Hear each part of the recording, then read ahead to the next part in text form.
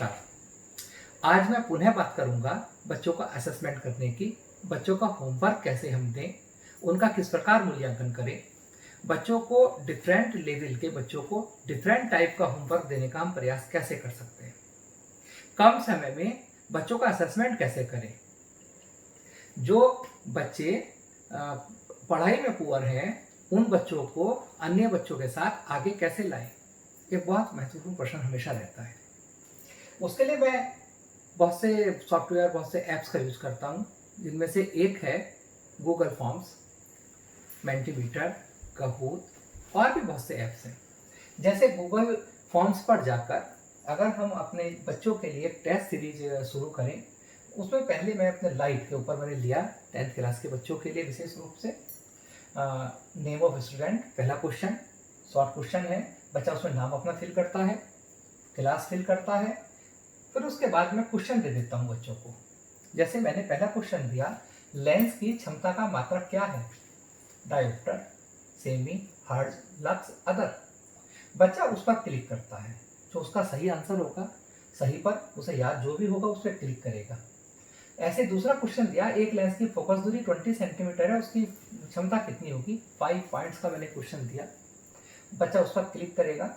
इसी प्रकार तीसरा क्वेश्चन, फोर्थ क्वेश्चन, और इसी प्रकार जितने भी क्वेश्चन हम देना चाहें बच्चों को हम देखते हैं। बच्चा उन क्वेश्चन के आंसर लगाने के बाद उन पर क्लिक सबमिट करता है। जैसे ही बच्चा सबमिट करेगा, चूंकि मैंने अपने मोबाइल पर, अपने लैपटॉप पर गूगल फॉर्म पर जाकर ये फॉर्म बनाया था, उस बच्चे का विवरण, उस बच्चे ने क्या लगाया, सही किसने लगाया, गलत किसने लगाया, कौन सा आंसर किसने गलत दिया, सेकंडों में मेरे मोबाइल पर शो होने लगेगा। जैसे मैंने एक क्वेश्चन दिया था, लेंस की क्षमता का मात्रक क्या है? लेंस की क्षमता का मात्रक होता है डायोप्टर। अब बात इस बात की आती है कि एक तो यह होगा कि मुझे हर बच्चे की कॉपी अलग अलग चेक करनी हो। अगर बच्चे का मुझे होमवर्क चेक करना होगा, तो अगर मेरी क्लास में 100 बच्चे हैं तो उन 100 के 100 बच्चों का मुझे होमवर्क चेक करना होगा, बहुत ज़्यादा काम होगा। परंतु इस सॉफ्टवेयर की सहायता से लेंस की क्षमता का मात्रक क्या है? डायोप्टर। जैसे ही वो एग्जाम टेस्ट पूरा होगा, मुझे पता चल गया कि डायोप्टर 94.29% बच्चों ने सही आंसर लगाया। 99 स्टूडेंट्स ने मेरे, जो 106 टोटल स्टूडेंट्स को मैंने दिया, उनमें से 99% 94.29% बच्चों ने, अर्थात 99 स्टूडेंट्स ने डायोप्टर उसमें मार्क किया। 3 बच्चों ने सेमी लगाया, एक बच्चे ने हर्ट्ज मात्रक लगाया, किसी बच्चे ने लक्स नहीं लगाया, और 2 बच्चों ने कोई आंसर नहीं दिया। चाहे मैं बार चार्ट की सहायता देखूं, क्योंकि ये अपने आप बना हुआ सेटअप आएगा मेरे मोबाइल पर या लैपटॉप पर, तो मुझे इजीली पता चल गया कि लेंस की क्षमता का मात्रक क्या है। मेरी क्लास के 94% बच्चों को याद हो गया।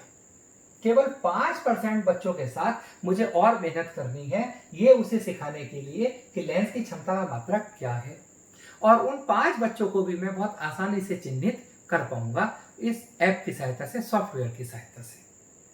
जैसे मैंने एक क्वेश्चन दिया, एक लेंस की फोकस दूरी 20 सेंटीमीटर है, उसकी क्षमता कितनी होगी?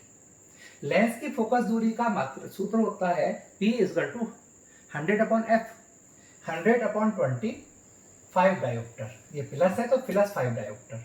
63 बच्चों ने, अर्थात 60% बच्चों ने इस क्वेश्चन का सही आंसर दिया, चाहे मैं परसेंटेज में देख लूं या पाई चार्ट पर देख लूं या बार चार्ट पर देख लूं। और ये मैंने चार्ट अपने आप नहीं बनाए हैं, ये उस ऐप में, चाहे कोई सा भी ऐप आप यूज कर लीजिए, उस ऐप पर अपने आप पर आ जाता है। तो इससे स्पष्ट हो जाता है कि मुझे इस क्वेश्चन को लेकर, इस न्यूमेरिकल को लेकर केवल 40% बच्चों पर ज्यादा मेहनत करनी है। बाकी बच्चों को मैं और क्वेश्चन दे सकता हूं इसी से रिलेटेड।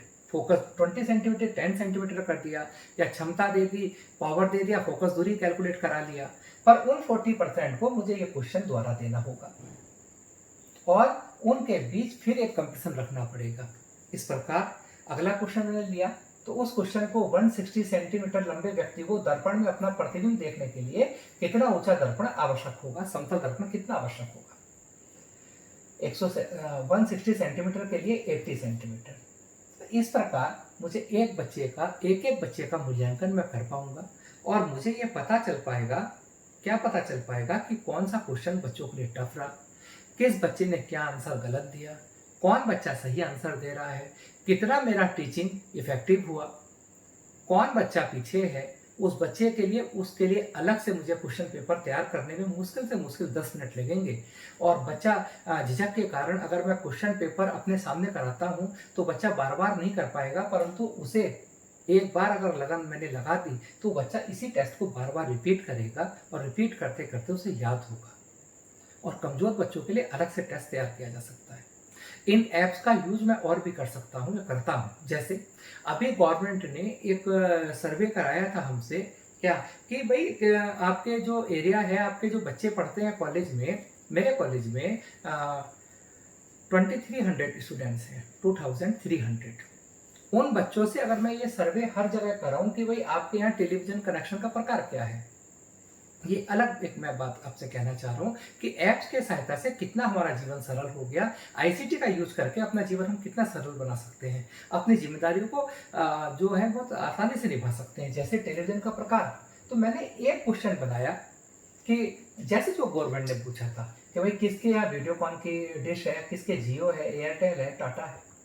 तो मैंने एक ही क्लास में 165 उस क्लास में स्टूडेंट्स थे, उन सब को मैंने एक या 2-3 क्लास में 165 स्टूडेंट समझ लीजिए, तो मैंने उनको एक क्वेश्चन बनाकर भेज दिया गूगल फॉर्म पर। उन बच्चों ने जो क्लिक किया तो मुझे आराम से पता चल गया कि उन 165 स्टूडेंट में से 8 के घर में वीडियोकॉन है, 22 के घर में जियो डिश है, 21 में एयरटेल और 11 में टाटा और 93 में अन्य कोई डिश है या उनके घर डिश नहीं है। तो एक आराम से सर्वे मेरा हो गया, पाई चार्ट की सहायता से भी क्लियर हो गया। और इस प्रकार डिफरेंट क्लास को मिलाकर उनको आराम से हम एक बिल्कुल विधिवत इफेक्टिव, कोई ये कहता है कि पूरे कॉलेज का सर्वे देना या कितना डिफिकल्ट काम करा दिया, ये क्या यार, रोज रोज की डाक आती है, रोज रोज की पोस्ट होती है, और उनको हम ये कैसे कैसे पता करें, एक एक बच्चे से बुलाकर पूछें क्या। ऐसे बहुत से क्वेश्चन अधिकतर प्रिंसिपल्स टीचर्स भी करते हैं, आपस में चर्चा भी करते हैं। पर मेरा मानना है कि 2 या 3 मिनट लगाकर या 5-7 मिनट लगाकर एक फॉर्म बनाया, उस बच्चों को फॉरवर्ड कर दिया, क्लास टीचर को फॉरवर्ड कर दिया और आराम से पूरी गणना और बिल्कुल एक्यूरेट गणना हम गवर्नमेंट को दे पाए थे। तो इस प्रकार मेरा मानना है कि कोई भी असेसमेंट हो, कोई भी सर्वे हो, हम डिफरेंट ऐप्स का यूज हमें करना चाहिए, एक शिक्षक के रूप में करना चाहिए और एक होमवर्क देने का एक इफेक्टिव वे हमारे पास होना चाहिए, जिसको आईसीटी का यूज करके हम आसानी से कर सकते हैं। नमस्कार, बहुत बहुत धन्यवाद।